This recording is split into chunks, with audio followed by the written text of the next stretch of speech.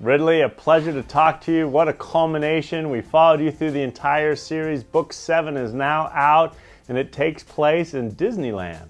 Oh my gosh. The great thing about writing the Kingdom Keepers series, Con, is that Disney gave me full access to their theme parks. So it's a series about 5 teenagers who get inside the parks after they're shut down. And Disney let me go in and see what it's like in there when the attractions are shut down. And it is spooky.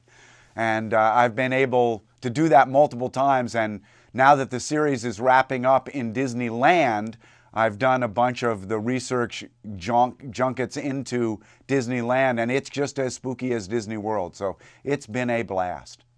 Well, of course, we all know the famous person behind all the magic, Walt Disney, but he finds his way in through your book. The Walt story is a big story, and Walt created Mickey. So Kingdom Keepers 7, which really stands alone on its own, it's called The Insider, and the Insider is Mickey. So there's a big pursuit of trying to find the wonderful mouse that started it all, who's been missing for longer than we all know.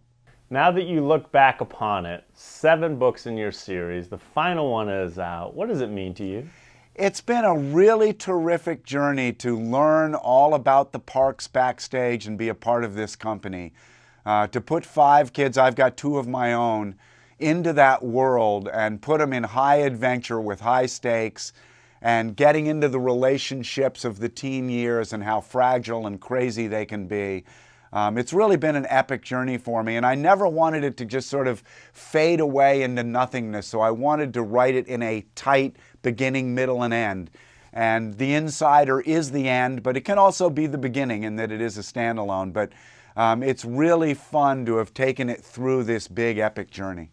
We've kind of talked about the end of the series, but remind us how it all got started.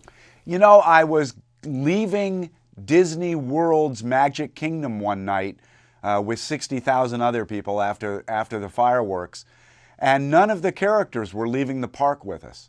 And I had this Toy Story moment, like when Andy shuts his door and all the toys come alive, and I thought, wait a second, what are the characters doing while we're all asleep? And I could envision this unexpected battle, this combat between the good Disney characters and these incredible villains that Walt Disney created. That was going on night after night after night for control of the park. Would it be a dark park or a magical park? And these 5 teenagers find themselves thrown into the middle of that battle. Well, certainly fun was had by so many of us that read the books, but let me ask, what is the key to your success? One thing that has served you well?